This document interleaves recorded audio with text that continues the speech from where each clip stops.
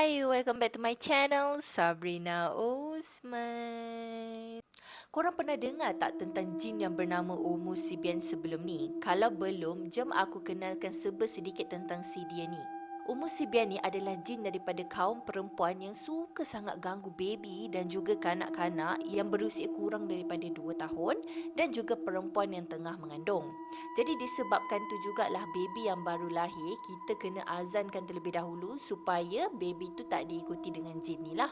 Kalau korang nak tahu, wajah jin tu dikatakan sangat mengerikan sebab dia hanya bermata satu yang sangat besar dan berjalan kat dinding macam cicak.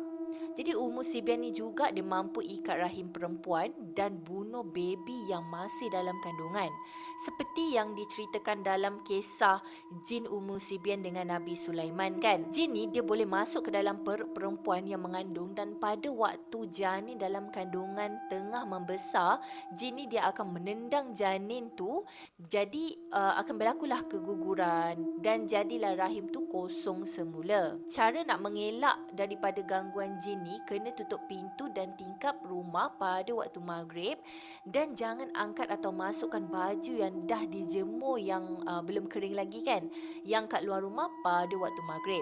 So macam mana dapat sesuatu daripada penerangan tadi? Kalau ada baguslah. Tanpa berlengah lagi, aku nak kongsikan satu cerita dari pengalaman seorang suami yang bernama Adam. Of course lah, bukan nama sebenar.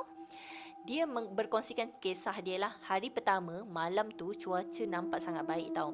Jadi Adam dengan isteri dia dengan anak-anak dia keluar makan malam. Adam dikurniakan dengan sepasang cahaya mata.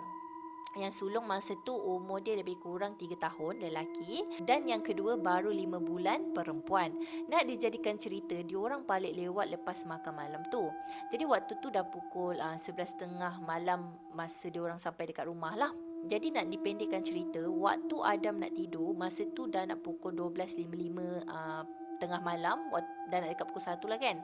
Anak kedua dia ni asyik menangis je tau. Letak dekat buai tak kena, dekat pangku tak kena. Menangis pula bukan biasa-biasa je. Menangis menjerit macam nak keluar, nak tekak tu.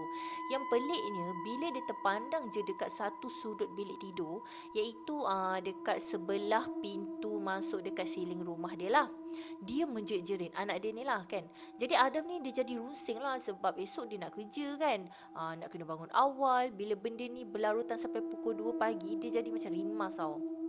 Tapi dia tahu je, pantang orang tua-tua jangan keluar rumah waktu anak masih lagi kecil.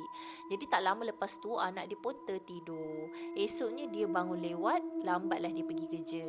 Jadi hari yang kedua, benda yang sama terjadi lagi. Bini dia pun belum habis pantang kan. Tahu je lah penat susukan anak macam mana kan. Memang penat lah. Nak buat kerja rumah lagi, berpantang lagi, memang stres lah. Jadi waktu tu dah pukul 12.15 tengah malam.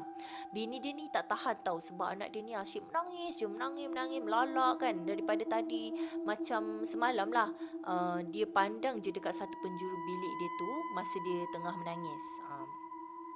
Jadi Adam pula dia dah tertidur sebab penat bekerja. Tiba-tiba Adam pun terjaga sebab bini dia menjerit tau, marah dekat anak sebab menangis tak berhenti-henti kan. Lepas tu yang Adam tak expect tu, bini dia boleh ugut nak campak anak diorang daripada tingkat atas tau. Rumah diorang ni 2 tingkat, semua bilik dekat atas. Jadi bini dia cakap macam ni, kau ambil anak kau ni sebelum aku campak dia, sambil menjerit. Apalagi si Adam ni pun berderau lah darah dia kan. Dia memang terkejut lah dalam hati dia, bini aku ni meroyan ke kan.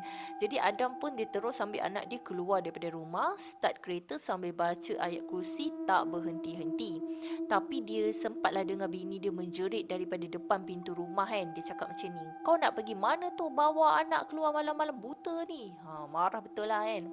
Jadi adalah dalam 20 minit dia round kawasan pekan. Entah berapa kali lah dibaca ayat kursi pun dia tak sure lah sampai anak dia tidur dekat pangkuan dia. Jadi lepas tu Adam pun balik rumah.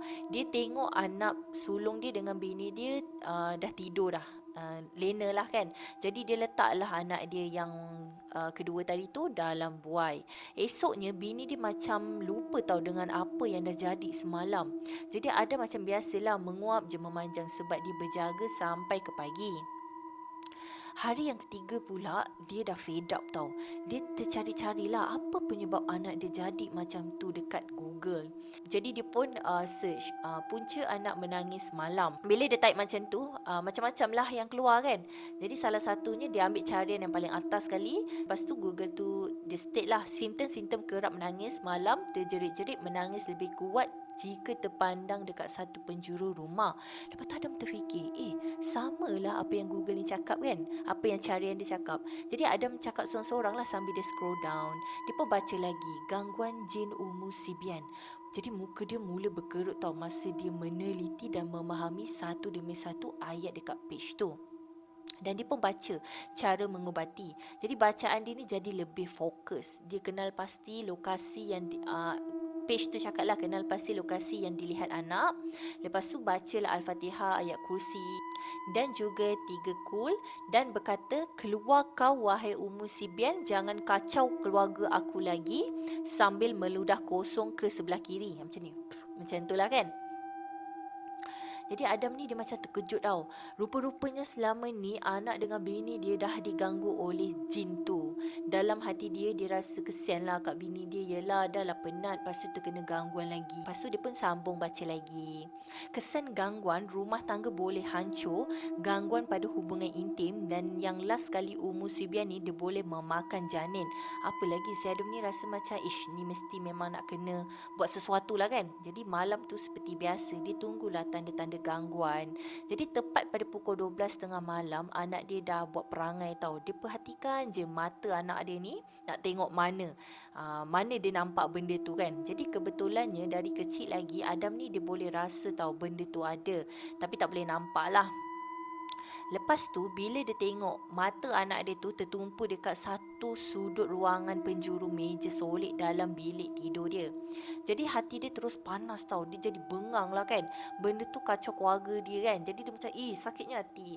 Jadi Adam ni dia tak adalah berani sangat, tapi bila kena macam ni agak-agak lah kan sampai ganggu emosi bini dia, kerja dia.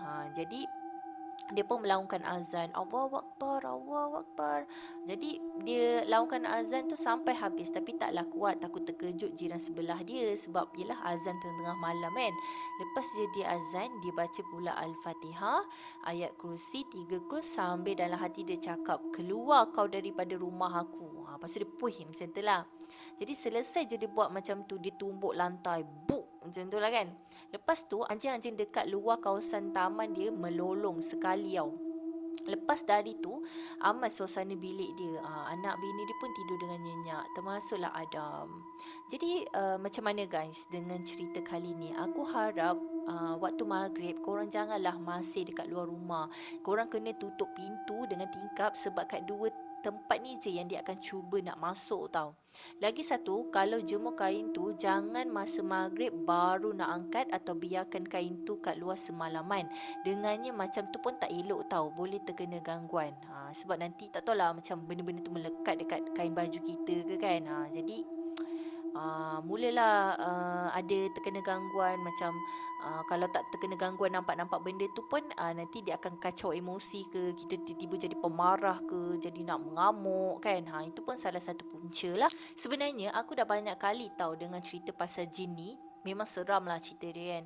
Aku ada lagi perkongsian cerita macam ni, di lain hari aku akan kongsikan. Jumpa korang kat part tu. Cerita berbeza tapi jin yang sama duk kacau tau. Dan kalau korang ada cerita yang sama juga macam cerita ni untuk kongsikan dengan aku, korang boleh emailkan juga dekat email aku sabrinaosman@gmail.com.